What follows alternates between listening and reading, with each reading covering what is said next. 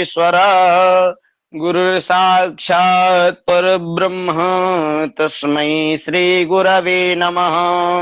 अज्ञानतिमिरान्धस्य ज्ञानाञ्जनशलाकया चक्षुरुन्मीलितं येन तस्मै श्री गुरवे नमः। सम्पूर्णेन्दुसुन्दरमुखीं प्रतिभाविरामे वामे विधेषु वचिसां विरामे गीर्वाणवाणि भुवनं भरणं भवत्या वन्दे दयादिचरणं शरणं जगत्या। प्रणम्य भारतीं देवीं गणाधीशं च भास्करं रामचन्द्र प्रसादेन होराचक्रमुदीरितम्। सर्वेभ्यो नमो नमः।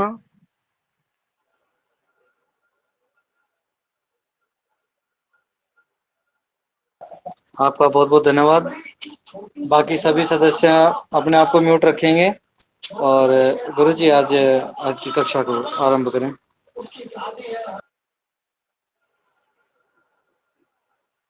धन्यवाद नीरज कौशिक जी।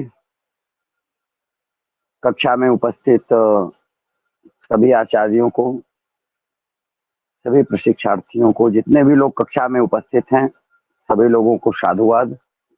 सर्वेभ्यो नमो नमः। सबको राधे राधे। हम लोग सीधे कक्षा की बात करते हैं। अभी संख्या तो काफी कम जुड़ी हुई है। लोगों ने एक नियम बना लिया है कि हमें 8:40 के बाद ही जुड़ना है, उससे पहले जुड़ना ही नहीं है। फिर भी सबकी अपनी अपनी इच्छा। जो लोग जुड़ चुके हैं वो कक्षा वहीं से हम लोग प्रारंभ कर देते हैं। आज हम लोग नक्षत्र प्रकरण को पूरा करेंगे और उसके बाद अगली कक्षा से हम लोग पुनः अपनी वास्तु की कक्षा में, ये भी चूंकि वास्तु से ही संबंध चल रहा है, वही ज्योतिष आपको बताएंगे जिनका हमें वास्तु में आवश्यकता है।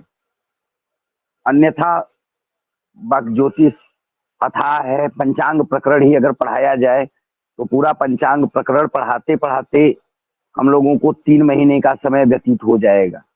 लेकिन क्योंकि हम लोगों को पंचांग प्रकरण पूरा नहीं पढ़ना है, उतना ही जानना है वास्तु और ज्योतिष। जितना हमारे वास्तु में ज्योतिष का संबंध है, हमको उतने ही कार्यों से मतलब है। हम उन्हीं चीजों को पढ़ेंगे। आप लोगों का बहुत बहुत सहयोग, और जिस सहयोग से, जिस प्रकार से आप लोग जुड़े हुए हैं, यह बहुत ही उत्तम है। अनायास में कक्षा के बीच में रेज हैंड नहीं करेंगे। राहुल कुमार जी, कुछ पूछना है आप बोल लीजिए, लेकिन अब आइंदा 9:30 से पहले कोई भी रेज हैंड नहीं करेगा। धन्यवाद आपको, आपने बात को गंभीरता से समझा, ये बहुत उत्तम है। अंत में हम सबको अपने आप ही मौका देते हैं। सब लोग बोलते हैं, आप भी अंत के लिए बिल्कुल प्रतीक्षा करिए। हम लोग सीधे सीधे बात करते हैं नक्षत्रों की। कल हमने आप लोगों को बताया था नक्षत्रों को साविधिक नक्षत्र क्या है, नक्षत्रों से संबंधित जो भी चीजें हैं उनके बारे में हम बराबर आप लोगोों को बताते चले जा रहे हैं। आज हम लोग बात करते हैं नक्षत्रों की कुछ अन्य चीजों पे। सर्वप्रथम आप लोगों को ये दिख रहा होगा बोर्ड, इसकी तो जरूरत नहीं है फिलहाल में अभी हमें।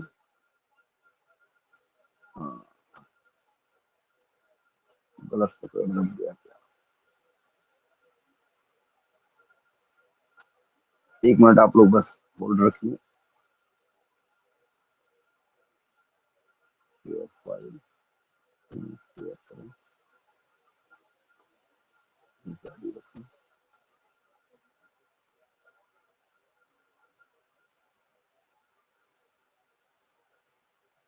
जैसा कि हमने कल आप लोगों को नक्षत्रों के बारे में बताया था, उसके बाद हम लोग आगे के प्रकरण में चलते हैं। कल किसी बंधु ने हमसे पूछा था, गुरुजी क्या इसका कोई याद करने का सरल तरीका है?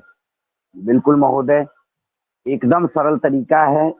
ये आपके बोर्ड पे राशि ज्ञान करने की संक्षिप्त अक्षर विधि मैं आपके सामने ये प्रस्तुत कर रहा हूं। इसको आप लोग समझ लीजिए। इस प्रकार से। अच्छा, एक चीज इसमें और समझना है आप लोगों को, इससे पूर्व समझना ये है,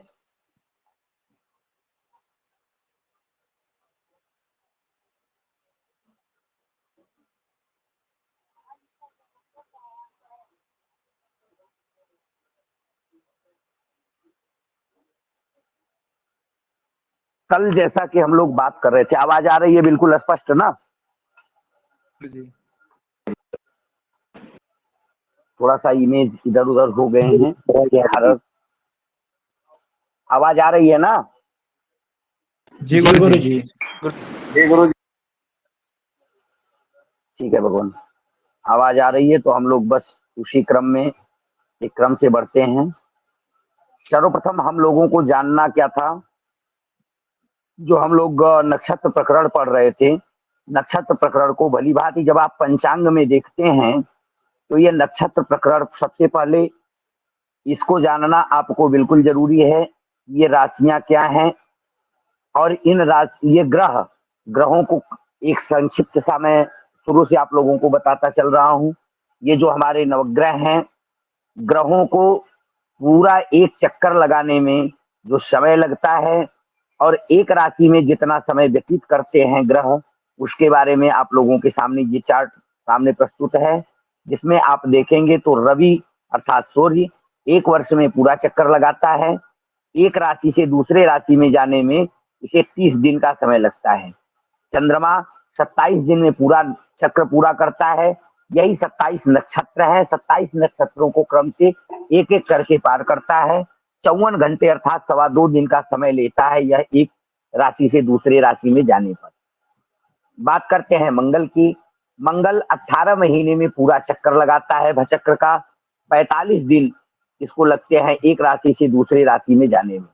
बुध की बात कर लेते हैं। बुध एक वर्ष का पूरा चक्र लगाता है। 30 दिन उसको एक राशि से दूसरे राशि पर जाने में समय व्यतीत हो जाता है। गुरु की बात करते हैं, 12 वर्ष, एक राशि से दूसरे राशि में जाने में इसे 12 माह अर्थात एक वर्ष का समय व्यतीत होता है। शुक्र भी एक वर्ष में पूरा चक्कर, एक भचक्र पूरा करता है, जिसे 30 दिन का समय लगता है अर्थात एक महीने का समय लगता है एक राशि से दूसरे राशि पर जाने में। शनि की बात करते हैं, 30 वर्ष शनि को लगता है, वह पूरा चक्कर लगाने में 30 माह अर्थात 2.5 वर्ष का दिन इसको लगता है एक राशि से दूसरे, अर्थात शनि एक राशि पर 2.5 महीने तक रहता है। राहु की बात करते हैं, 18 वर्ष पूरा भचक्र में लगता है, 18 माह यह एक राशि पर स्थित रहता है। केतु भी 18 वर्ष तक रहता है और एक राशि से दूसरे राशि में जाने पर इसे भी 18 माह का समय व्यतीत होता है। ये चीज आप लोग बिल्कुल समझ रहे होंगे। इसके बाद हम बात कर लेते हैं दूसरे चक्र की। दूसरी चीज इमेज को आप बड़े ध्यान से जब देखेंगे तो दूसरी इमेज हमारी क्या कहती है, जब हम और आप इन नक्षत्रों को देखते हैं तो ये नक्षत्र का चार्ट आपके सामने पूरा का पूरा है। इसको आप समझ लीजिए। ये राशियों का जो चक्कर है इसको समझिए। ये राशियां क्या कहती हैं, जैसे मेष राशि है तो राशि 27 नक्षत्र है। 27 नक्षत्रों को जब राशियों में परिवर्तित किया गया तो एक राशि को 2.25 नक्षत्र मिले, अर्थात 2 नक्षत्र पूरा और एक चरण अलग से। इसलिए 8 4 दूनी 8 1 9, 9 चरणों की एक राशियां बनी। इस प्रकार से जब आप देखेंगे तो आपके सामने जो चक्र है इसमें ध्यान देंगे तो मेष राशि यह अश्विनी भरणी और कृत्तिका के एक चरण से मिला करके अश्विनी ये मेष राशि बनती है। जबकि वृक्क की बात करेंगे तो कृत्तिका का बाकी का 3 चरण, रोहिणी और मृगशिरा का 2 चरण मिला करके 9 चरण हुए, यह वृक्क राशि होगी।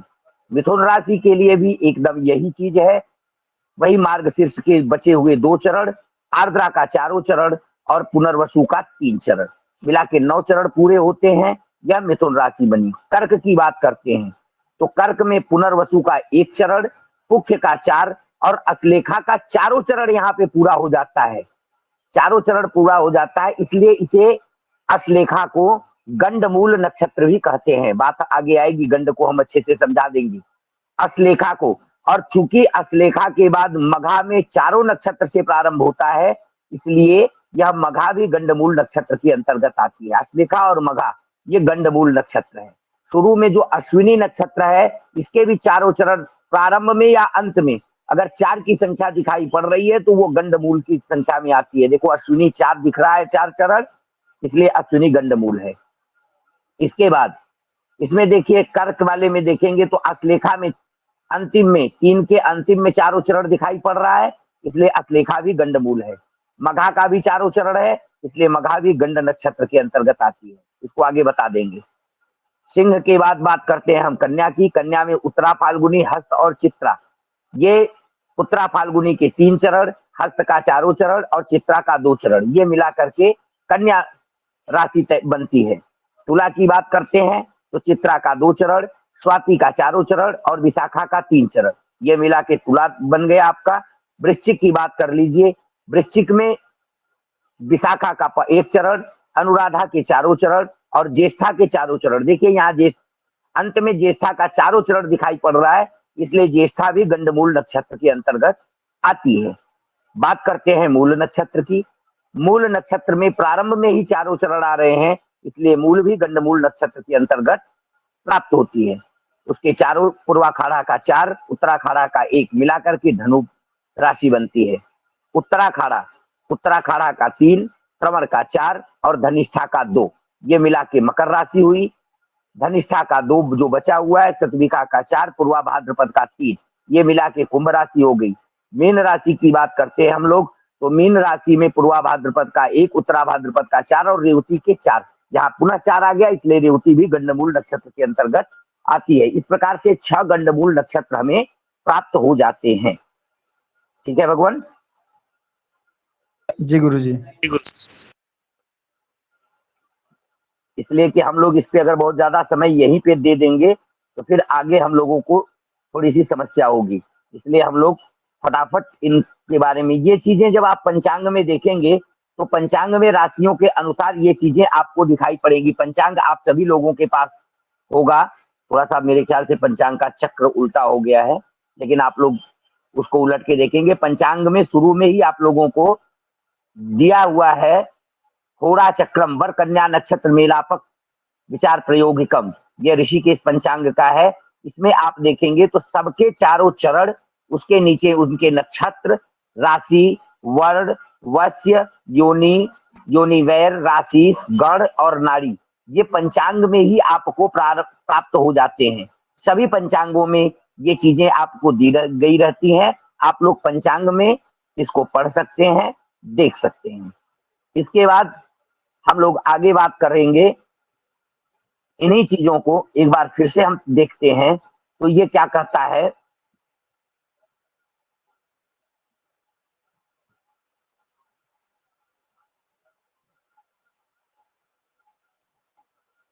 इन्हीं चीजों को देखिए, अब यहाँ जो हमने चीजें आपको सारांश में बताई थी, इन्हीं चीजों को हम आपको पूरा डिटेल में दिखा देते हैं। अब आपकी बात आ गई जो चरणों की बात, तो हमने नक्षत्रों का अवकहड़ा बताया था। अवकहड़ा के आधार पे देखिए, मेष राशि में चू, चे, चो, ला, ली, लू, ले, लो, अ, ये 9 अक्षर जब आते हैं, 9 चरण आ जाते हैं तो मेष राशि बनती है। अश्विनी का 4, भरणी का 4, कृतिका का 1। वृक्क की बात कर लीजिए तो वृक्क में कृतिका का 3, ई, उ, व, रोहिणी का ओ, आ, वी, वु और मृगशिरा का वे, वो, ये मृगशिरा का हो गया। मिथुन की बात करते हैं तो का, की, कु, घ, ng, छ, के, को, ह। इस प्रकार से ये जब आप देखेंगे तो सबके 9 नक्षत्रों के नाम और अवकहड़ा जो हमने आपको दिखाया था, उन्हीं के अनुसार ये चरण आपके तैयार होते हैं। किसी महोदय ने हमसे पूछा था, गुरुजी इसको हम याद करने के लिए कौन सी शॉर्टकट विधि अपनाएं, इसके लिए कोई शॉर्टकट विधि अगर हो तो आप हमें बता दीजिए। बिल्कुल है महोदय। देखिए किसी का ऑडियो ऑन है भाई, प्रिंस मिश्रा जी। प्रिंस मिश्रा जी आप म्यूट करिए, अन्यथा परमानेंट म्यूट हो जाएंगे।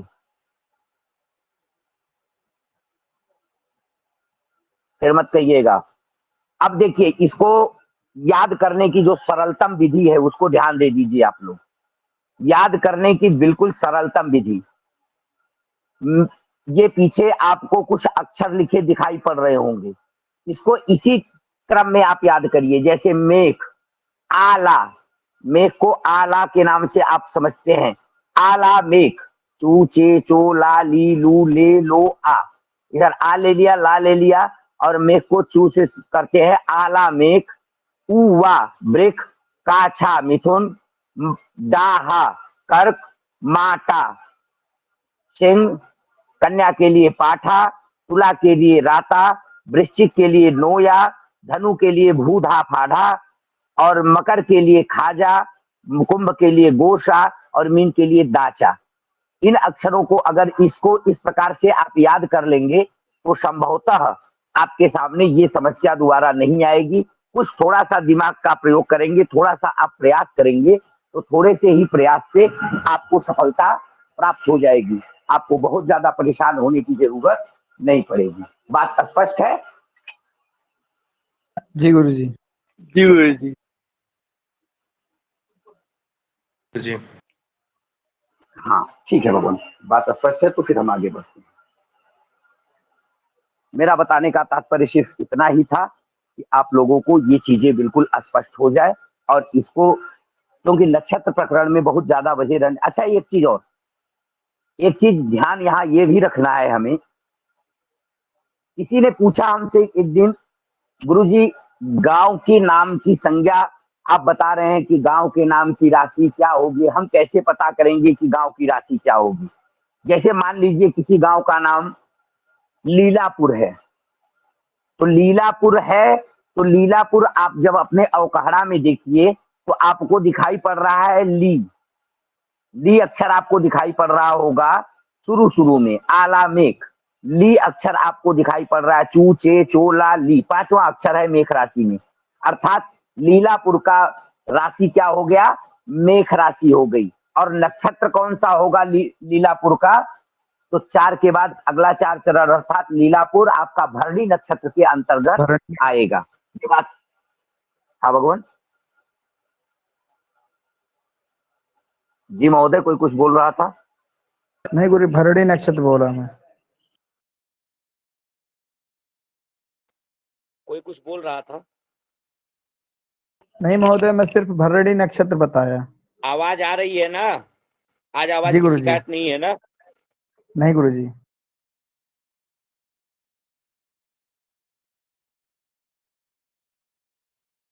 राधे राधे।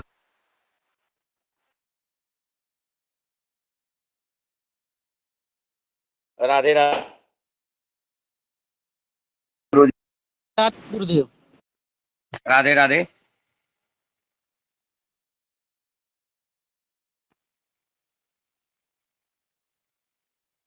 आवाज आ रही है? जी गुरुजी। जी गुरु जी आ रही है। आ रही है। आवाज आ रही है? जी गुरुदेव।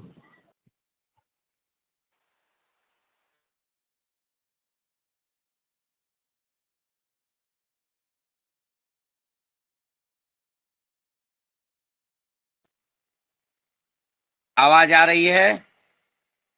जी गुरुजी। जी गुरुजी आ रही है। आवाज नहीं आ रही है। आ रही है गुरुजी। आपकी हाँ आप आ आवाज रही है नहीं आ पा महोदय, रही। आ रही है। बिल्कुल बिल्कुल बिल्कुल, 1 मिनट चालू रखिए आप लोग। कुछ क्या करें, उनको तो ये समझना चाहिए कि फोन नहीं उठा तो कम से कम कुछ भी वो हो। चलिए ठीक है, हरी कृपा। इतनी बात आप लोगों को समझ में आ गई बिल्कुल, इसमें बहुत जी ज्यादा गुरुजी। कुछ नहीं समझना है ना। और नाम भी आप लोग आसानी के साथ निकाल लोगे। अब नाम निकालने में कोई दिक्कत होगी? नहीं गुरुजी।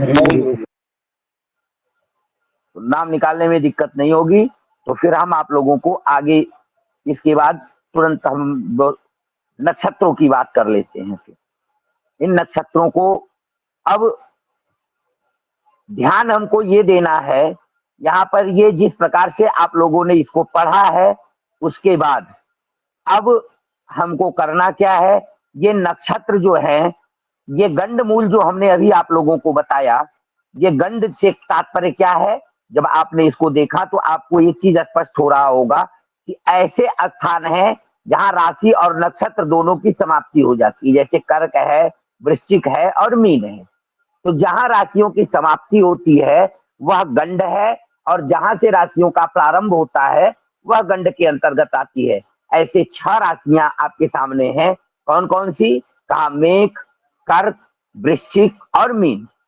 इनके अंतर्गत नक्षत्र जो है वह अश्विनी के अंतर्गत, आप मेष के अंतर्गत अश्विनी नक्षत्र है, कर्क के अंतर्गत अश्लेषा है, सिंह के अंतर्गत मघा नक्षत्र है, और उसके बाद वृश्चिक के अंतर्गत ज्येष्ठा, धनु के अंतर्गत मूल और मीन के अंतर्गत रेवती। ये 6 हमारे गंड मूल नक्षत्र हैं। आप लोग जैसे देखते हैं ना, लोग पंडित जी लोग कहा करते हैं कि आपका बच्चा मूल में पड़ा हुआ है या गंडांत में पड़ा हुआ है, गंड दोष है, तो यह गंड दोष यहीं से देखा जाता है। ये दूसरा प्रकरण हो गया। हम लोग वास्तु के प्रकरण में चलते हैं। अच्छा, ये चीज यहाँ याद और रखनी है, इन राशियों की भी संज्ञाएं हैं। जैसे ये जो नक्षत्र है, जैसे राशियों की संज्ञाएं हैं सूर्य इत्यादि, ऐसे इनकी भी संज्ञाएं हैं। राशियों की भी जो नक्षत्र है, नक्षत्रों की संज्ञाएं हैं। यह कैसी संज्ञा है, इसको आप ध्यान से समझिएगा, और इसको बल्कि नोट भी करके रखिए आप लोग। नक्षत्रों की संज्ञा, जैसे नक्षत्रों की संज्ञा क्या है? ध्रुव संज्ञक, नोट करिए। नक्षत्रों की संज्ञा ध्रुव संज्ञक, ध्रुव संज्ञक नक्षत्र।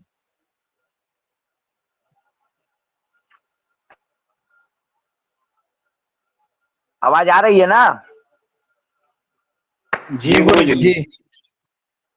हाँ बिल्कुल, लिखिए ध्रुव संज्ञक नक्षत्र। उत्तरात्रय रोहिण्यो भास्करश्च ध्रुवम स्थिरम, तत्र स्थिरम बीज गेह शांत्या रामादि सिद्धये। अर्थात उत्तरा तीनों ध्रुव संज्ञक में लिखिए, उत्तरा फाल्गुनी, उत्तराखाड़ा, उत्तरा भाद्रपद और रोहिणी, यह ध्रुव संज्ञक नक्षत्र है। इनको जानना बहुत जरूरी है। इसमें ये भी लिखते जाइए साथ साथ, ये ध्रुव संज्ञक नक्षत्र है। उत्तरा फाल्गुनी, उत्तराखाड़ा, उत्तरा भाद्रपद और रोहिणी, इसमें अस्थायित्व रखने की कामना करने वाला कार्य शुरू को होना चाहिए, जिस काम में अस्थायित्व हो। जैसे कौन कौन से काम हो गए इसमें? गृह निर्माण, ग्रह शांति, उद्यान बाग बगीचा लगाना, बीजारोपण करना, ये सब काम स्थिर ध्रुव संज्ञक नक्षत्रों में किया जाना चाहिए।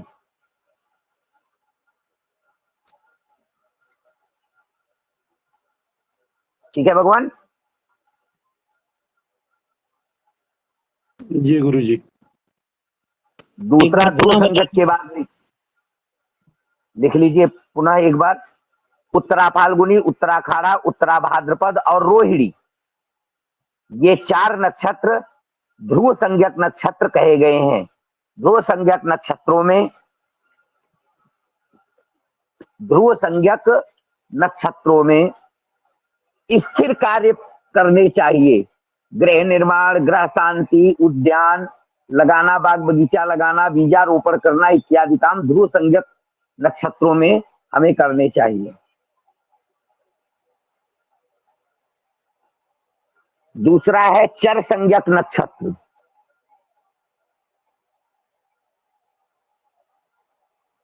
चर, चर माने चलने वाला, चलता हुआ, अर्थात जिन कामों में हमें गति चाहते हैं, जिन कामों में हम चाहते हैं गति मिले, उस काम को चर संज्ञक नक्षत्रों में प्रारंभ करना चाहिए। कौन कौन से हैं? स्वाति, पुनर्वसु, श्रवण, धनिष्ठा और शतभिखा।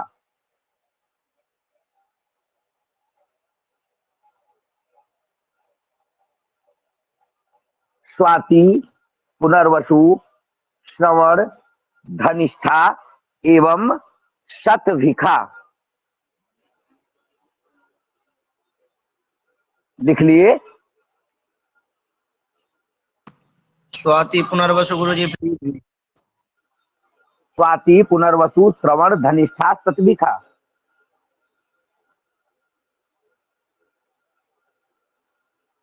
इनमें वाहन इत्यादि से संबंधित कार्य, गाड़ी घोड़ा पे चढ़ना, यात्रा करना, ये सब कार्य इस नक्षत्र में शुभ होते हैं।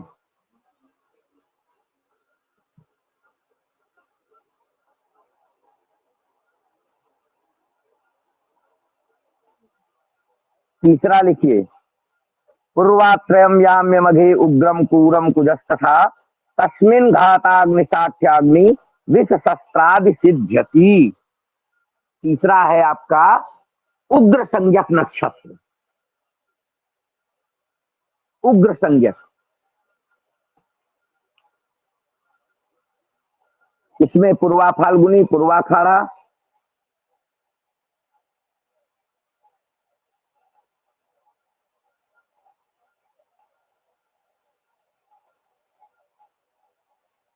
पूर्वा फाल्गुनी, पूर्वाखाड़ा, भरणी, मघा,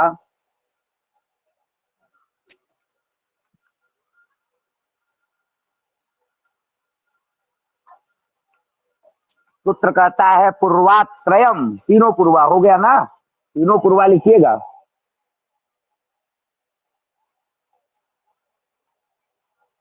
पूर्वा, पूर्वा फाल्गुनी, पूर्वाषाढ़ा, पूर्णा भाद्रपद, भरणी एवं मघा, ये नक्षत्र उग्र संज्ञक नक्षत्र कहे जाते हैं। इसमें मारण का कार्य, शस्त्र निर्माण का कार्य, विष से प्रयोग, ये सब कार्य इसमें करने के लिए उग्रता से संबंधित जो कार्य है वह इसमें किए जा सकते हैं।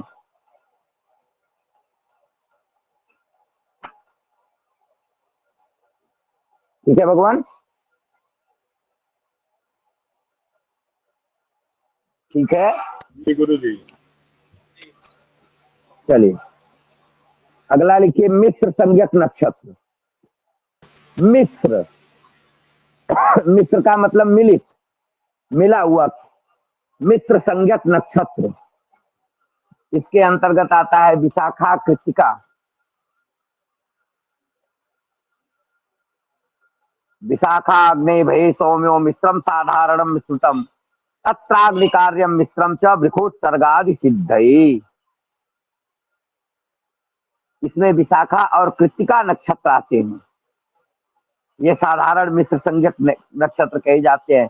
इन नक्षत्रों में अग्नि से संबंधित कोई कार्य हो, कोई मिला जुला काम करना हो, वृकोत्सर्ग इत्यादि का कार्य करना हो, तो ये कर्म इन नक्षत्रों में किए जा सकते हैं या उसके लिए शुभ नक्षत्र मिलते हैं।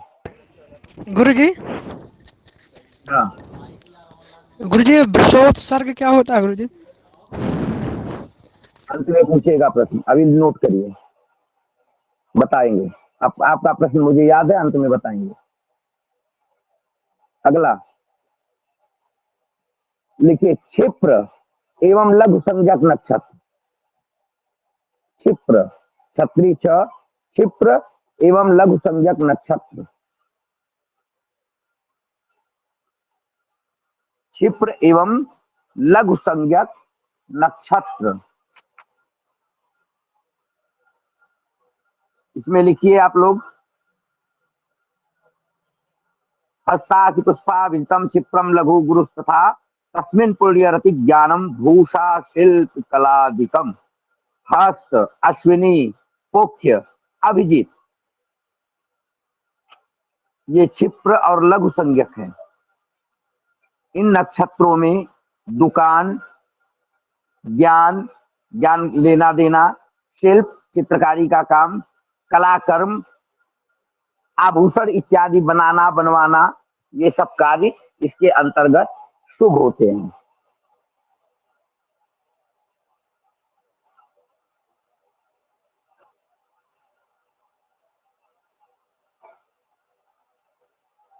चलिए अगला लिखिए, मृदु संज्ञक नक्षत्र।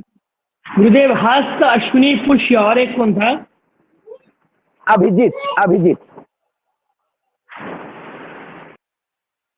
अभिजीत नक्षत्र के बारे में संक्षेप में आप लोगों को बता दूं, जो ये आपका अभिजीत नक्षत्र है,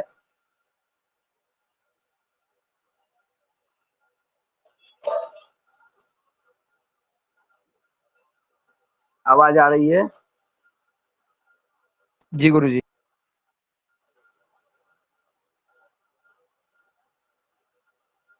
जो ये आपका अभिजित नक्षत्र है, ये उत्तराषाढ़ा के अंतिम 15 घटी और श्रवण के शुरू के 4 को मिलाकर के 19 अंश का ये एक अभिजित मुहूर्त बनता है। अभिजित नक्षत्र होता है, अभिजित मुहूर्त तो प्रतिदिन आता है। ये अभिजित नक्षत्र जो होते हैं यह सभी कार्यों में साधारणतया शुभ माने जाते हैं। कौन कौन सा है ये याद रखना, उत्तराखाड़ा का अंतिम का 15 अंश और श्रवण का शुरू का 4 अंश मिला करके 19 अंश का ये अभिजित नक्षत्र बनता है। उत्तराषाढ़ा का 15.5 अंश गुरुदेव, और किसका 4 अंश? श्रवण का 4।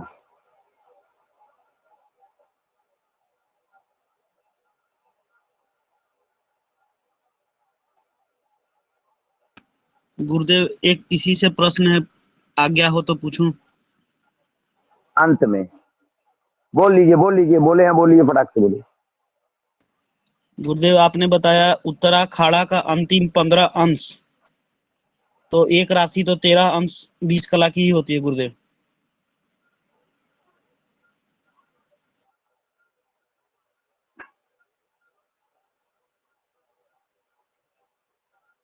हाँ भाई, बोलने में मिस्टेक हो गया। बिल्कुल बिल्कुल बिल्कुल बिल्कुल, अभिजीत उतर गया दिमाग से मेरे। आपका नाम? जी नवीन कुमार मिश्रा गुरुदेव। नवीन कुमार मिश्रा जी, बिल्कुल आपका प्रश्न बिल्कुल सही समय पे है। और गुरुजी अभिजीत, 30 की एक राशि होती है कि? अरे भाई दिमाग से मेरे थोड़ा सा विस्मित हो गया अभिजीत, अभी गुरुजी तो चला नहीं रहा। 19 घटी का गुरुजी, घटी है इसमें गुरुजी। बिल्कुल बिल्कुल, मैंने पहले घटी ही बोला था ना, बाद में मैंने अंश किया। बोला तो सही था भाई, मैंने बोला सही था, बिल्कुल बोला सही था। दिमाग से मैंने अंश कहा था क्या? जी गुरुदेव। अरे भाई, तो फिर इतना संशोधन कर लिया करो। मैं बिल्कुल परेशान हो गया इसमें। तो मैंने कहा मैं कहाँ से गलत हो गई, मैंने अंश की बात कर दी, क्षमा चाहेंगे। ठीक है, बिल्कुल उत्तराखाड़ा का 15 घटी, पूरे नक्षत्र की अंतिम की 15 घटी और इसकी 4 घटी मिला करके 19 घटी का अभिजीत नक्षत्र होता है। नवीन जी अब सही हो गया? जी बिल्कुल गुरुदेव, बिल्कुल गुरुदेव। अरे तो ये बता दिया करिए, आपने ऐसे समय पे प्रश्न किया। मैं वही चीज, मैं अंश को अभी तक घटी ही मान रहा था। मैं बिल्कुल भौचक्का हो गया, ये कहाँ से निकल के आ गया। घाटी बोलने वाला था गुरुदेव, इसीलिए मैं। नहीं, मैंने घटी बोला भी था शायद, बाद में मैंने उसको संशोधित अंश कर दिया था। और मैं अंश से ही, मैं अंश और घटी में स्वयं भ्रमित हो गया था। कोई बात नहीं, चलिए आगे बात करते हैं हम लोग। क्षमा एक्चुअल गुरुदेव। में कोई बात नहीं बाबू, एकदम सही समय पे, क्योंकि अभी सब लोग इसको नोट कर लेते तो बाद में हमारे लिए ही समस्या हो जाती। उत्तम है, आपका प्रयास उत्तम है, कोई बात नहीं। अभी भी मैं कह अंश रहा था, समझ उसको घटी ही रहा था, इसीलिए दिमाग भ्रमित हो गया कि मैं कहां से गलत हो गया। चलिए हम लोग मृदु संज्ञक की बात कर लेते हैं। लिख बोले मृदु मृदु संज्ञक। जी गुरुदेव। चलिए मृदु संज्ञक को हम लोग लिखना प्रारंभ करते हैं। मृदु संज्ञक के लिए श्लोक आता है, मृगान्य चित्रा मित्र मृदु मैत्रम मृदुस्तथा तत्र गीतांब क्रीड़ा मित्र कार्यम विभूषणम। गीतांबर क्रीड़ा मित्र कार्यम विभूषणम, अर्थात इसमें क्या क्या, गीत, वस्त्र, क्रीड़ा, आमोद प्रबोध, मित्रों से मिलना, भूषण धारण करना, गहने इत्यादि धारण करना, यह इसके अंतर्गत किया जा सकता है। नक्षत्र क्या बताया? का मृगशिरा, रेवती, चित्रा और अनुराधा। मृगशिरा, रेवती, चित्रा और अनुराधा।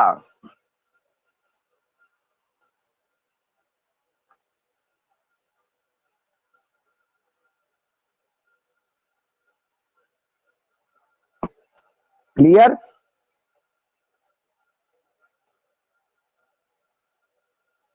महोदय चित्रा के आगे क्या है? चित्रा के बाद अनुराधा।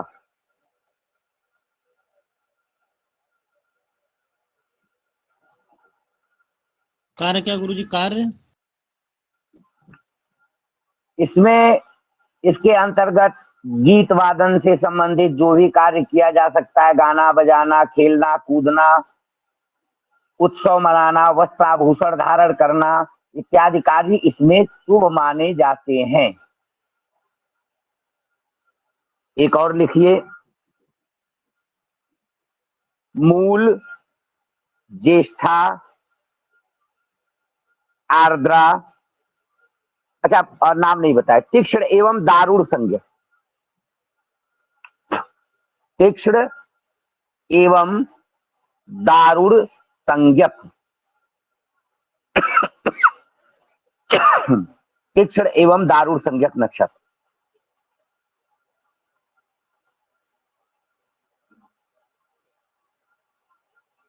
जैसा नाम आप लोग अच्छी तरह से समझ रहे हैं, नक्षत्र नोट कर लीजिए, कार्य बता देते हैं। मूल, ज्येष्ठा, आर्द्रा, अश्लेखा, ये 4 नक्षत्र इसके अंतर्गत आते हैं। मूल, ज्येष्ठा, आर्द्रा और अश्लेखा, ये 4 नक्षत्र आते हैं। इसमें मारण का कार्य, तांत्रिक प्रयोगों का कार्य, आक्रमण इत्यादि के लिए ये नक्षत्र शुभ माने जाते हैं।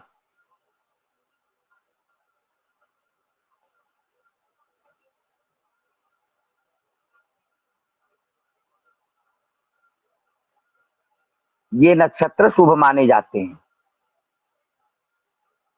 अब इसमें एक चीज और भी याद कर लीजिएगा आप लोग, मैंने ये 7 आप देखेंगे तो 7 संज्ञाएं आपको बताई होंगी। ये आपके सामने 7 संज्ञाएं हैं, ध्रुव, चर, उग्र, मिश्र, क्षेत्र, मृदु, तीक्ष्ण, 7 संज्ञा हो गई ना? जी जी गुरुजी। और ये क्रम से जो वार है, रविवार, सोमवार, मंगलवार, बुधवार, बृहस्पतिवार, शुक्रवार और शनिवार, ये दिन भी इन संज्ञाओं के लिए प्रमुख स्थान रखते हैं। ये चीजें आगे आपको आएंगी तो हम बता देंगे। अगर ये वार इनमें मिल जाते हैं, इन वारों में ये नक्षत्र मिल जाती है तो कार्य में अति की शुभता हो जाती है। उसके आगे, सबके आगे आप लोग उनके वार लिख लीजिएगा एक क्रम से, रविवार, सोमवार, मंगलवार, बुधवार, बृहस्पतिवार, शुक्रवार और शनिवार।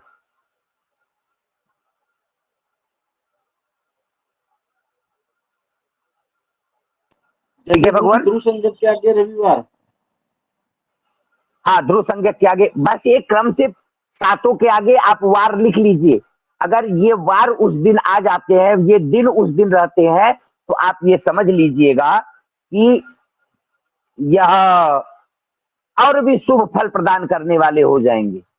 जैसे ध्रुव नक्षत्र है और ध्रुव नक्षत्र में आप मकान का कार्य प्रारंभ कर रहे हैं, और ध्रुव नक्षत्र में मकान का कार्य प्रारंभ करने गए और उस दिन रविवार का दिन मिल गया, तो आप समझिए कि वह और भी शुभत्व प्रदान करने वाला हो जाएगा। क्लियर? क्लियर गुरुजी। चलिए, अब एक चीज याद रखिए, इनको 3 भागों में, इन 27 नक्षत्रों को 3 भागों में विभक्त किया गया है। इनके गुणों के आधार पर ये 3 भागों में विभक्त हैं। जैसा इनका गुण है, ये अपने गुण के आधार पर 3 भागों में बटे हुए हैं। ये 3 भागों में है सात्विक, राजस और तामस। इस प्रकार से ये 3 भागों में बट करके, अब इनको आप एक चार्ट के माध्यम से समझ लीजिए। हम आपको एक चार्ट प्रस्तुत कर देते हैं, इसके माध्यम से आप इनको आसानी के साथ समझ लेंगे। देखिए, नक्षत्र और उनका गुण स्वामी ग्रहों के आधार पे, तो सतोगुणी नक्षत्र जो है, आप 3 कॉलम बना लीजिए या एक लाइन में सीधा लिखिए, सतोगुणी नक्षत्र, रजोगुणी नक्षत्र और तमोगुणी नक्षत्र, 3 लाइन में आपका हो जाएगा। सतोगुणी नक्षत्र में केवल नाम लिखना है, पुनर्वसु, अश्लेखा, विशाखा, ज्येष्ठा, पूर्वा भाद्रपद और रेवती, ये सतोगुणी नक्षत्र के अंतर्गत आते हैं।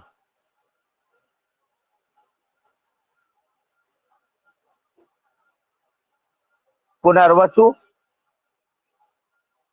आश्लेषा, विशाखा, ज्येष्ठा, पूर्वा भाद्रपद और रेवती।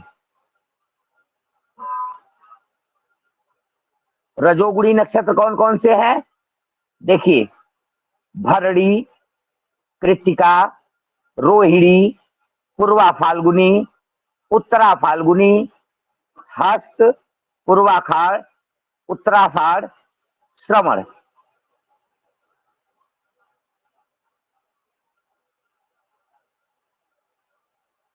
और इनके अतिरिक्त जितने भी नक्षत्र बच गए सब तमोगुणी नक्षत्रों के अंतर्गत आते हैं। ज्योतिष कौमुदी में यह स्पष्ट दिया हुआ है। तमोगुणी क्या है? अश्विनी, मृगशिरा, आर्द्रा, पोख्य, मघा, चित्रा, स्वाति, अनुराधा, मूल, धनिष्ठा, शतभिखा और उत्तरा भाद्रपद। क्लियर? जी। ठीक है भगवान। गुरुदेव गुरुदेव ये रजोगुणी का ये भरणी, कृत्तिका, रोहिणी और क्या था गुरुदेव? किसका? रजोगुणी रजोगुणी का? जी जी जी। ठीक है। रजोगुणी में भरणी, कृत्तिका, रोहिणी, पूर्वा फाल्गुनी, उत्तरा फाल्गुनी, हस्त, पूर्वाषाढ़, उत्तराषाढ़ और श्रवण। कक्षा के बाद ये स्टडी मटेरियल में चार्ट रहेंगे, आप देख लीजिएगा। जी ठीक है। अब हम लोग बात कर लेते हैं मेलापक की, जो हमारे लिए बहुत प्रमुख है। मेलापक की बात कर लेते हैं। जिस प्रकार से हम कुंडली में वर वधू का मेलापक करते हैं, उसी प्रकार से हम वास्तु में भी गृहेश और गृह का मेलापक करते हैं। अब गृहेश और गृह की बात आती है तो यहाँ पे हम आप लोगों को एक चीज बिल्कुल स्पष्ट करते हैं। यह कैसे आप स्पष्ट करेंगे कि गृहेश कौन है और गृह कैसे बनेगा? जैसे अब इतने चीजों से आपको एक चीज बिल्कुल स्पष्ट निकल करके सामने आ गई होगी। एक चीज समझ में आ गई होगी, आप लोगों को नाम ज्ञात करना और राशि ज्ञात करना बिल्कुल समझ में आ गया होगा। मैं व्हाइट बोर्ड के माध्यम से एक आप लोगों को समझाने का प्रयास करता हूं, गौर करिएगा मेरी बात को। सर्वप्रथम मान लीजिए विपिन नाम का व्यक्ति है। सबसे पहले विपिन नाम का व्यक्ति है, या हाँ, विपिन। अब विपिन की राशि क्या होगी? वृष राशि गुरुजी। रोहिणी क्लियर नक्षत्र है? गुरुजी। जी गुरुजी, रोहिणी नक्षत्र, कौन वृष सी? राशि। वृष राशि हो गई। अब ये वृष राशि का जातक है, ये गृहेश है। आपको कौन है? गृहेश। बड़े गौर से बात को समझिएगा आप लोग, यही आपका प्रारंभ है। गृहेश है विपिन, राशि इसकी हो गई वृष, नक्षत्र क्या हो गया इसका? इस नक्षत्र में जन्म लिया है। रोहिणी गुरुजी, रोहिणी।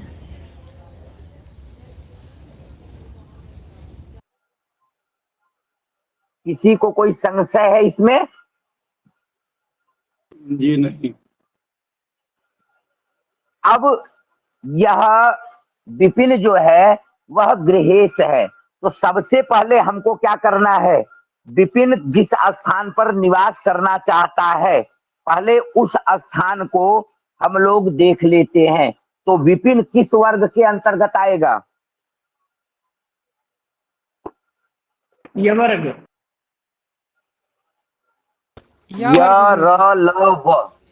यह वर्ग के अंतर्गत आएगा। वर्ग। और मान लो हाँ, यह वर्ग के अंतर्गत आएगा। य र ल व, विपिन आएगा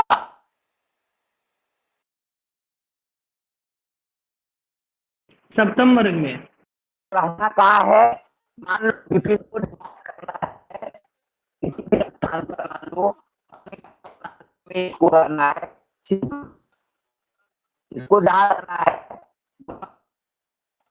शिवपुर। विपिन को शिवपुर में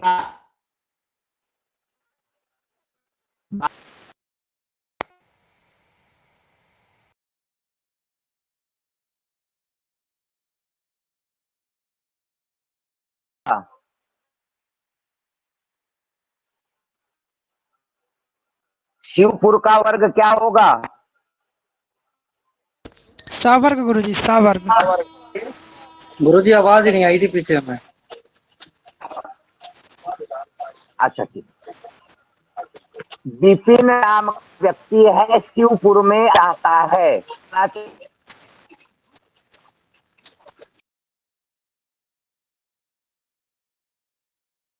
वर्ग के अंतर्गत आएगा, य र ल व, यह वर्ग के अंतर्गत आएगा और उसको रहना शिवपुर में है। शिवपुर बड़ा वाला स अर्थात स वर्ग। तो क्या विपिन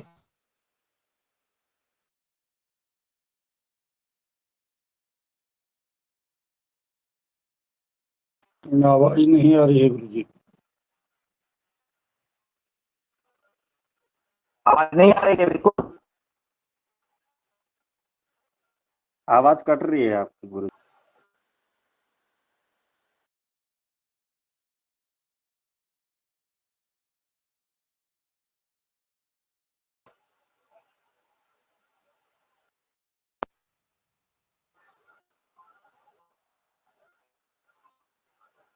आवाज आ रही है?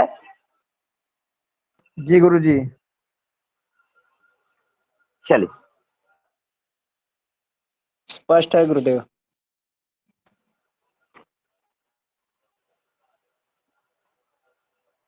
आप रही है क्लियर ना? जी एकदम गुरुदेव। एकदम एकदम क्लियर। चलिए बात करते हैं। अब था नाम का व्यक्ति है, व्यक्ति का नाम है विपिन और इसको निवास करना है शिवपुर में। विपिन को शिवपुर में निवास करना है। विपिन का वर्ग हो गया य और शिवपुर का वर्ग हो गया श। विपिन शिवपुर में निवास कर सकता है कि नहीं? कर सकता है गुरुजी। कर सकता है गुरुजी, कर सकता है। कर सकता है हाँ, गुरुजी। क्योंकि यह वर्ग से इसका वर्ग दूसरा है और यह वर्ग से साध्य का वर्ग दूसरा है। इसका मतलब है कि विपिन के को शिवपुर में रहने के लिए स्थान ठीक है। अब इसके बाद इसकी गढ़ में रहने में कोई हानि तो नहीं है हमको। पहले विपिन का साधक का वर्ग लिखिए। साधक का वर्ग कितना आएगा? है 7 7। सातवां। और साध्य का वर्ग होगा 8। 8। अब इसको हम 8 से भाग दे देते हैं। इसको हम 8 से भाग देते हैं। इसको 8 से भाग दे दीजिए। 8 9 72। शेष बचा 6 का लाभ हुआ इसको 6 का। ठीक। अब इसको देखते हैं हानि कितनी होनी है, तो उसको पलट देते हैं। पहले साधक को लिख देते हैं, पलट दीजिए। अब इसमें 8 से भाग दीजिए। 8 से भाग देंगे, क्या हुआ? 8 दाम 80। 8 दाम 80। शेष कितना बचा? 7 बचा गुरुजी। अब बताइए जिसको का लाभ और हानि 7 की होगी, लाभ 6 का और हानि 7 की, तो इसको रहने के लिए यह जगह सुभद होगी कि अशुभद होगी? अशुभद होगी गुरुजी। हाँ, अशुभ होगी। फिर इसको वहां रहने से कोई लाभ होने वाला नहीं है। इसलिए अब हम विपिन के हाथ से शिवपुर में मकान नहीं बनाएंगे, ठीक है। लेकिन यहाँ पे एक समस्या आ गई, उसकी समस्या को झेले। हमारी समस्या क्या आ गई? विपिन कहता है नहीं गुरु जी, आप इन प्रकार से निवास करने की व्यवस्था बनाइए मेरा। आप ये देखिए कि मैं वहां पर निवास करना चाहता हूं, तो अब आपको क्या करना होगा, इस विपिन का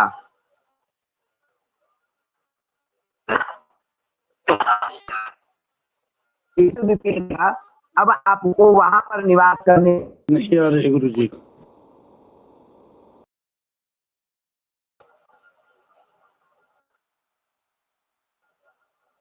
जी महोदय,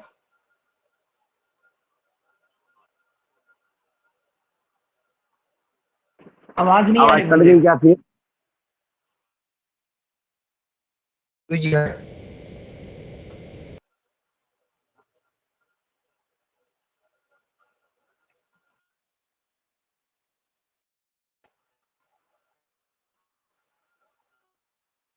चलिए अगली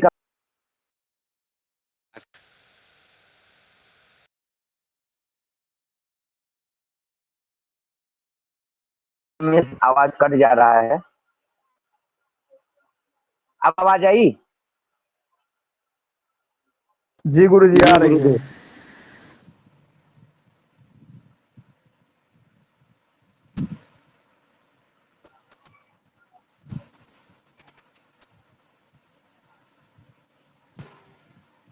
अब हमको करना क्या है, इन्हीं जैसे वधू मेला आप लोग करते हैं,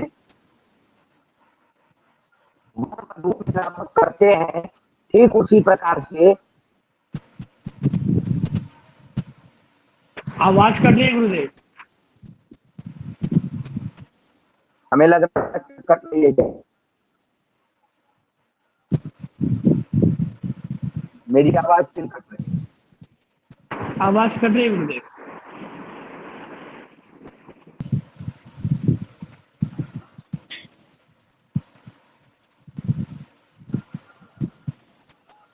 अब आवाज आई? जी गुरुजी।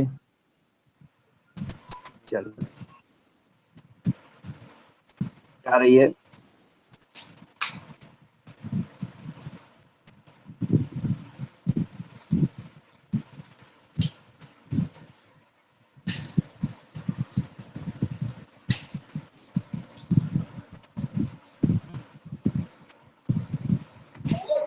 मनोज कुमार जी, आप लोग अपने को, सभी लोग अपने आप को म्यूट करिए।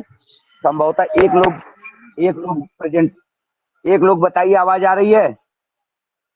जी गुरु जी आ रही है। बस, तो आज इतना ही हमें बताना है, जितना प्रकरण हमने बता लिया, इस प्रकरण में इतना ही आपको समझना है। अभी आज के लिए इतना ही समझना है कि जो ये नक्षत्र हैं, जैसे हम वर वधू का मेलाप करते हैं, ठीक उसी प्रकार से हम साधक और उस नक्षत्र को, जैसे साधक का नक्षत्र, अभी विपिन का नक्षत्र कौन सा हुआ? रोहिणी नक्षत्र। तो रोहिणी नक्षत्र की नाड़ी क्या हो गई? रोहिणी नक्षत्र की नाड़ी क्या होगी? अंत नाड़ी। बिल्कुल, मैंने शुरू में बताया आदि मध्य अंत, अंत मध्य आदि, इस क्रम से चलती है। तो रोहिणी नक्षत्र की चौथी नाड़ी क्या हुई? आदि नहीं, अंत्य। आदि मध्य अंत्य, अंत्य अंत्य नाड़ी हो गई विपिन की। अब विपिन की अंत्य नाड़ी है, तो अब जब आप वर वधू का मेलाप करते हैं तो उसमें क्या होता था कि उसमें नाड़ी एक नहीं होनी चाहिए, नाड़ी भेद होना चाहिए। लेकिन जब हम गृह और गृहेश की बात करते हैं तो गृह और गृहेश में दोनों की नाड़ी एक होनी चाहिए। नाड़ी एक हो, गणों में एकता हो, एक रूपता हो। अगर एक गण है तो ज्यादा बेहतर है, अन्यथा गणों में भी समन्वय हो और ग्रह मैत्री हो, राशियों की मित्रता हो। ऐसे नक्षत्रों को लेकर के गृह और गृहेश के नक्षत्र के अनुसार हम लोग मकान का पिंड बनाते हैं। ठीक है? जी गुरुजी। इसमें एक चीज छूट गया है, आज के लिए आप लोग उसको नोट कर लीजिए और उसके बाद फिर हम लोगों का प्रश्न प्रकरण प्रारंभ होगा। एक चीज इसमें और नोट कर लीजिए, जो सभी दशाएं हमने आपको नोट कराई थी कल, उन दशाओं में दशा वर्ष, इस ग्रह की कितने वर्ष की दशा होती है, उसको नोट कर लीजिए, क्योंकि जब हम लोग जाएंगे तो सबसे पहले हम लोग ये देखेंगे कि किसकी दशा में मकान बनने जा रहा है। तो जब दशा से उसे ज्ञात कर पाएंगे। तो सबसे पहले बात करते हैं हम सूर्य की। सूर्य की दशा 6 वर्ष की होती है, महादशा, सूर्य की महादशा 6 वर्ष की।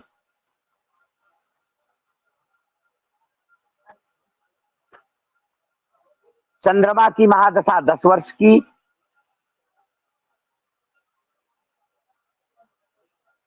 मंगल की महादशा 7 वर्ष की। राहु की महादशा 18 वर्ष की।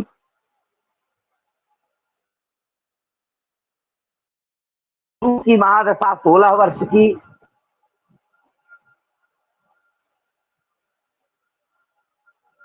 शनि की महादशा 19 वर्ष की।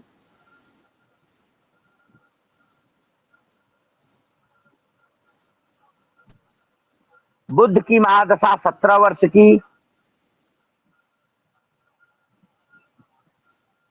केतु की महादशा 7 वर्ष की। और शुक्र की महादशा 20 वर्ष की। सभी ग्रहों की दशाएं मिलाकर के 120 है, और एक मकान की पूर्ण आयु भी 120 वर्ष की ही होती है। जब पिंडाध्यानयन में चलेंगे तो आप लोगों को बताएंगे, एक मकान की पूर्ण आयु 20 वर्ष होती है। और ये ग्रहों को शुक्र जब का आप बता इनका दीजिए। योग करेंगे, शुक्र का 20 वर्ष, सबका योग करेंगे तो 120 वर्ष आएगा। और यही ग्रहों की महादशा का 120 वर्ष होता है। और एक ग्रह की आयु भी 120 वर्ष की ही होती है, पूर्ण आयु। अब इसके बाद बाकी की चर्चा जब पिंडाध्यानयन में चलेंगे। एक चीज आज आप लोगों को और बता देते हैं संक्षेप।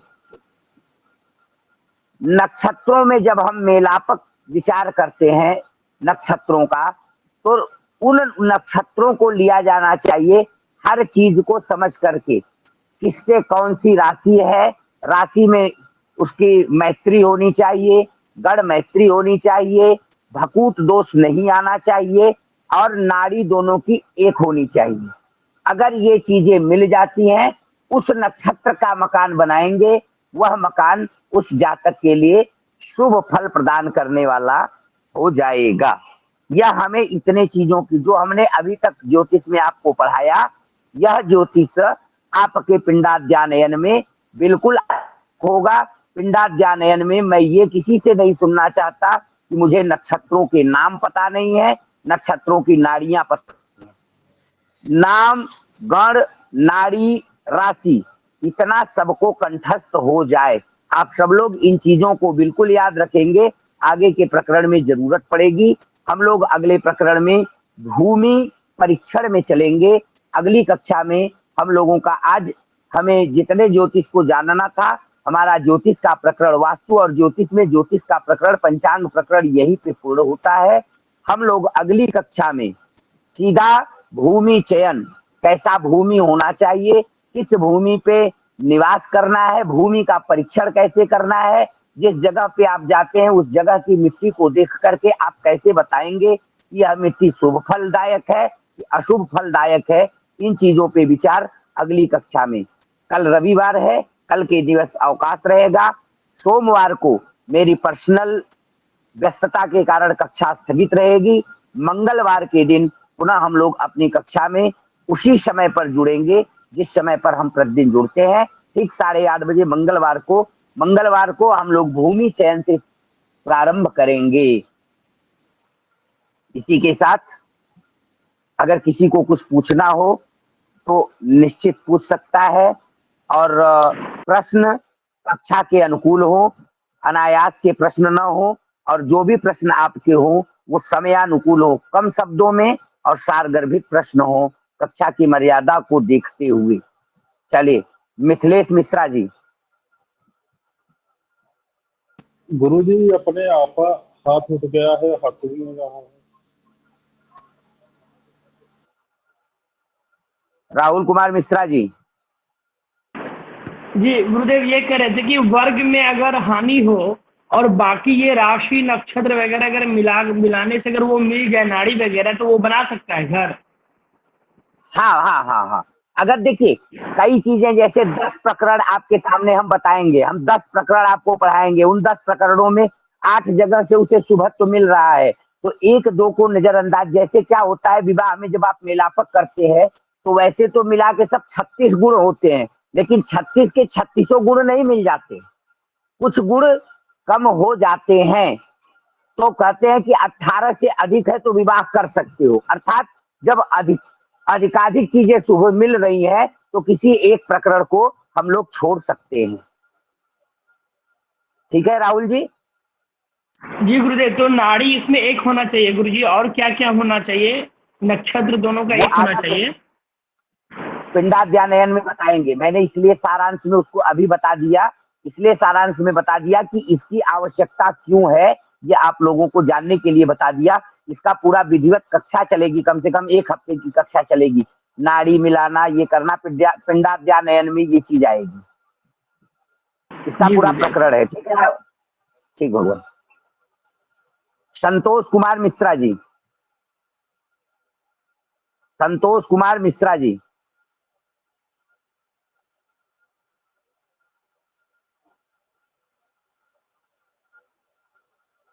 मनोरंजन मिश्रा जी, मनोरंजन मिश्रा जी।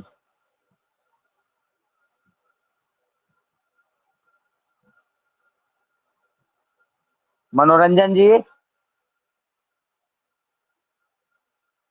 संदीप कुड़ेरिया जी। जी गुरुजी प्रणाम। हाँ भगवान, राधे राधे। जी गुरुजी, हमने गुरुजी जैसे पूर्व में पूछा था गुरुजी विषोत्सर्ग गुरुजी क्या होता है? हाँ, विषोत्सर्ग बताया था ना गुरुजी आपने? आज वृकोत्सर्ग की कक्षा तो नहीं चल रही है, लेकिन मैं बताता हूँ। वृकोत्सर्ग, वृक्ष का उत्सर्ग किया जाता है, वृक्ष से संबंधित ये मृत्यु के उपरांत किया जाने वाला एक कर्म है, पितरों के को पुण्य प्रदान कराने वाला कर्म है, लेकिन कोई व्यक्ति जीवित अवस्था में भी वृकोत्सर्ग इत्यादि की क्रिया कर सकता है। वृकोत्सर्ग का बिल्कुल स्पष्ट आप वृकोत्सर्ग के बारे में गरुड़ पुराण इत्यादि में उल्लिखित है। वृकोत्सर्ग सारांश में समझ लीजिए, माता पिता या अपने घर के किसी की मृत्यु के उपरांत किया जाने वाला एक शुभ कर्म है। जी गुरुजी। ठीक है जी, और गुरुजी मेरा एक और प्रश्न है फटाफट। कि गुरु ग्रह और गृह गुरु एक ही नक्षत्र तो गुरुजी उत्तम होगा ना? बिल्कुल उत्तम होगा, बिल्कुल उत्तम होगा भगवान। मणिशंकर जी, मणिशंकर जी। जी गुरु जी प्रणाम। जी आपने जो राधे राधे भगवान। बताया कि उसका नाम विपिन है और वो रोहिणी नक्षत्र आएगा, तो मार्गशीर्ष मृगशिरा भी नक्षत्र आ सकता है वहां पर? मृगशिरा क्यों आएगा? गुरु जी जैसे आप नाड़ी में बताया कि आदि मध्य अंत, फिर अंत्य मध्य आदि, तो आपने बताया वहां पर अंत्य होगा, आदि आ सकता है? आदि काहे आएगा? गुरु जी रोहिणी नक्षत्र मध्य में ही आता है ना, रोहिणी वृक्ष राशि का मध्य में तो आता है। रोहिणी मध्य नक्षत्र एक क्रम से जोड़िए। अच्छा, हमने वो बताने में मुझसे मिस्टेक हो गया होगा। रोहिणी जो है वह मध्य नक्षत्र की मध्य नाड़ी है। ठीक है आपकी बात, मैं वो समझाने में जैसे आप शुरू करेंगे तो ठीक है, वो 5वीं है तो मध्य ही नाड़ी उसकी होगी। मैंने वो बताया एक जनरली जेन्युइन उदाहरण से बताया था। नाड़ी जैसे आप नाड़ी को लेके आदि मध्य अंत्य, अंत्य मध्य आदि, तो ये आपकी रोहिणी 5वीं नक्षत्र कृतिका चौथी ही तो आती है भैया। अश्विनी भरणी कृतिका रोहिणी चौथी नक्षत्र आती है, तो चौथी नक्षत्र में तो ये फिर वही अंत्य नाड़ी ही हो गई। आपने लिखा था उस प्रकरण को कि नहीं लिखा था? गुरुजी मैंने तो लिखा था, लेकिन जी जी गुरुजी लिखा था। जी भगवान। जी यही बात ही बोल रहा था। तो मृगशिरा भी आ सकता है, विपिन का है नाम, विपिन है तो मृगशिरा भी आ सकता है। अगर विपिन को आप मृगशिरा नक्षत्र में, जैसे मृगशिरा नक्षत्र के चारों आप अवकहड़ा बताइए मुझे। गुरुजी मृगशिरा उसका, नक्षत्र जी गुरुजी उसके चारों गुरुजी लिखा नहीं, वो बे या फिर कुछ था, ब में था। बताइए इनको मृगशिरा, बताइए भाई, कोई कौन बताएगा इस चीज को?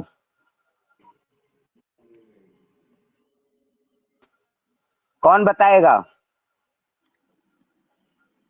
किसी, गुरुजी चलिए मैं बे बताता हूँ। बो, मैं गुरुजी बे बो मैं बताता हूँ, को सुनो, की। मेरी बात सुनो। उनका नाम विपिन है। ओ वाह वी वो आपके रोहिणी के चारों अवकहड़ा हो गए, और मृगशिरा के वे वो का की हो गए। तो आप हमको बताइए कि उनका विपिन नाम है, तो विपिन रोहिणी में आएगा कि मृगशिरा में आएगा? क्योंकि वे वो का की है, और यहाँ विपिन के लिए वी अक्षर रोहिणी नक्षत्र के तीसरे चरण में हमको मिल रहा है। तो हमको जो बिल्कुल विपिन है, छोटी की मात्रा यार, तो जो नजदीक का है हम उसको ग्रहण करेंगे, हम मृगशिरा को काहे लेंगे? जी जी गुरुजी समझ में आ गया।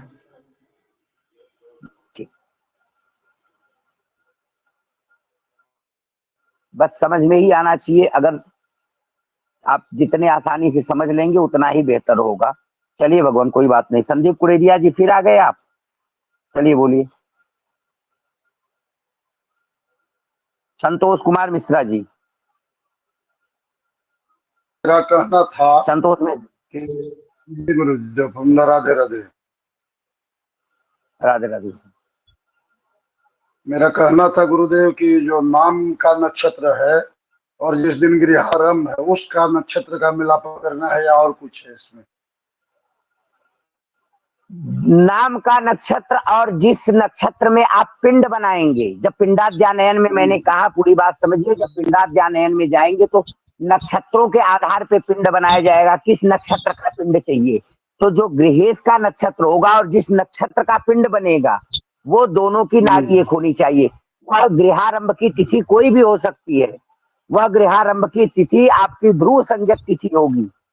ध्रुव संज्ञक तिथि में अगर गृहारंभ करते हैं तो वो ज्यादा बेहतर होगा। अगर नहीं मिल रहा है तो मित्र संज्ञक में भी कर सकते हैं, अनेकानेक उसके ऑप्शन आएंगे। लेकिन जो पिंड बनाएंगे, जिस नक्षत्र का हम पिंड बनाएंगे, वो नक्षत्र और गृहेश का नक्षत्र, ये दोनों एक होना चाहिए। गृहारंभ से कोई, उसमें गृहारंभ और गृहेश से कोई मतलब नहीं है। ठीक भगवान। और कुछ संतोष जी? विकास कुमार पांडे जी। जी गुरु जी राधे राधे। गुरु जी, जो हमने अभी मतलब विपिन का और जो निवास स्थान था शिवपुर, उसका निकाला था, तो जैसे उनका या वर्ग था 7 और सा वर्ग था 8, तो वहां पे से गुरु जी आपकी आवाज कट गई थी। तो 7 और 8 में जो हमने माइनस किया था या क्या किया था?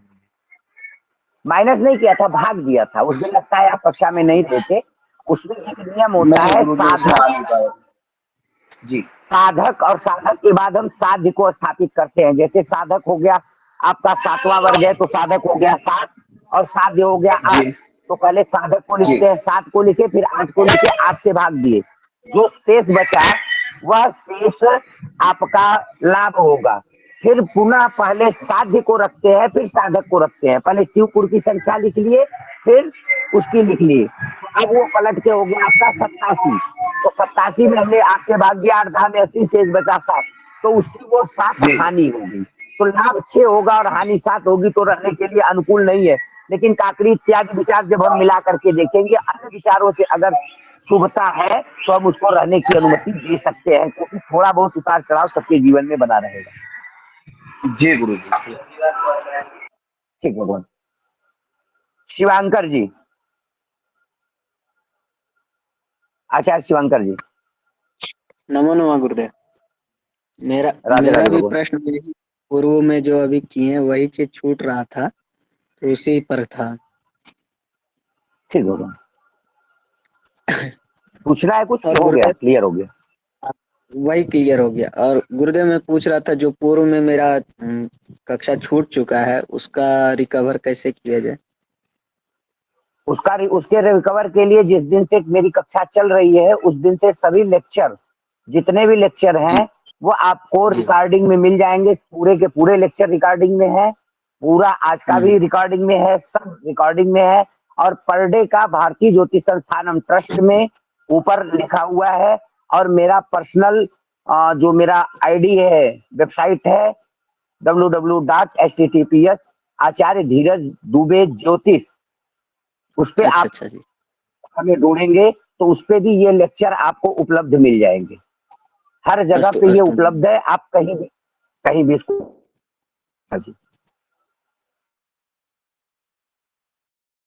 जी भाई, काफी दिन के बाद अभिषेक जी आप कक्षा में आ रहे हैं। कुमार पांडे जी, जी नमो अभिषेक नमः। पांडे जी, नमो नमो जी भगवान। गुरुजी, आप मेरी काफी आवाज आ दिन रही से एब्सेंट चल रहे थे। बिल्कुल आ है? नहीं रही है, आप गुरुजी काफी आता दिन से हूँ बट एब्सेंट थे। नहीं गुरुजी आता हूँ बट बोलता नहीं हूँ क्योंकि सब लोग प्रश्न पूछते हैं ना, तो स्पष्ट हो जाता है उसी में मेरा। अच्छा ठीक भगवान, बोलिए। तो अभी का ये प्रश्न था मेरे गुरुजी कि आपने गृह का बताया था कि नहीं ऐसे लाभ होता है ऐसे हानि होता है। तो मुझे ये प्रश्न पूछना था कि जैसे कई लोग देखते हैं कि गृह में प्रकोष्ठ होता है, कई लोग इस तरफ रूम बनवाए होते हैं, उस तरफ बनवाए होते हैं चारों दिशाओं के अनुकूल, प्रभु, तो आप उसमें ये भी नाम में तीसरे देखा महीने का, जाता है। नहीं नहीं, वो आप तीसरे महीने का प्रश्न कर रहे हैं। अभी तो आप 15 दिन की बात चल रही है, तीसरे महीने का तो प्रश्न है। वो जब आगे आप आगे उस पढ़ाया तीसरे जाएगा। महीने, हाँ, जब प्रकोष्ठ की बात आएगी तो किचन कहाँ है, ये कहाँ है, वो कहाँ है, सारी चीजों को जब आप आंतरिक साज सज्जा के अनुसार जब व्यवस्थित करना सीखेंगे तो वास्तु के अंतर्गत वो चीजें आपको तीसरे महीने में पढ़ाई जाएंगी। अभी बहुत पीछे का चैप्टर है, अभी जी बताएंगे गुरुजी। कुछ समझ में नहीं आएगा। जी गुरुजी, और सब समझ में ठीक है, आता है गुरुजी। ठीक जी ठीक। मनीष, मनीष मोहन जी, राधे राधे मनीष गुरुजी। मोहन। राधे राधे गुरुजी। राधे राधे भगवान। राधे राधे। गुरुजी मैं हाँ जी शुरू की क्लास नहीं अटेंड पाया, मुझे बस सिंपल ये बता दिया आज का विषय क्या रहा है। आज का विषय वही नक्षत्र ही रहे हैं।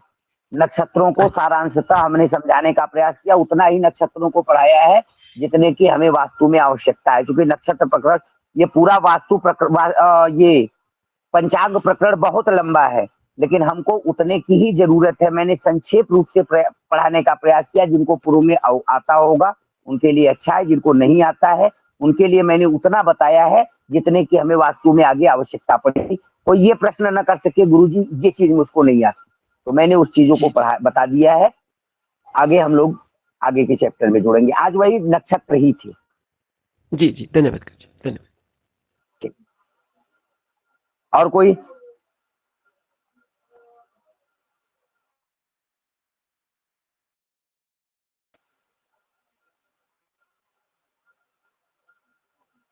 नहीं।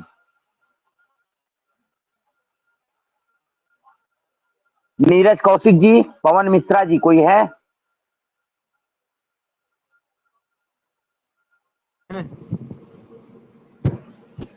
जी गुरुजी। दोनों लोग उपस्थित हैं। चलिए कक्षा मेरी तरफ से कक्षा पूर्ण होती है। आप लोग कुछ बोलना है तो बताइए, नहीं तो फिर हम लोग आगे बढ़ते। देखिए मनोज कुमार हैं, मनोज नाम से आईडी है इनकी। इनका मैंने कक्षा में देखा है, अधिकतर समय इनका माइक ऑन रहा है।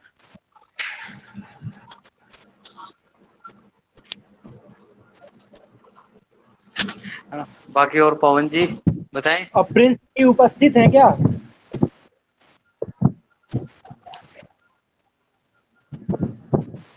अब 3-4 दिन से लगातार प्रिंस को पूछ रहे हो, क्या बात है पवन जी? वो कक्षा में समझाना है। वे मेरे ख्याल गुरुजी के कक्षा समाप्त होते ही वो मेरे ख्याल निकल लेते हैं शायद। कोई बात नहीं, उनको मैं कक्षा से ही निकालने वाला हूँ।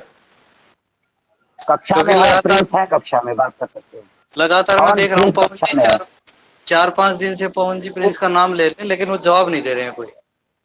कोई बात नहीं, प्रिंस उनको मैं मिश्रा जी अगला कक्षा में जुड़ने ही नहीं दूंगा। निष्कासित ही करें इनको कल से कक्षा में, ठीक है? निष्कासित करें इनको। प्रिंस मिश्रा जी हैं आप? प्रिंस मिश्रा जी आप कक्षा में हैं? आप उत्तर नहीं गुरुजी, अब आप इनको संबंधित ना करें, ये कक्षा, ये अगली कक्षाओं में जुड़ेंगे नहीं अब।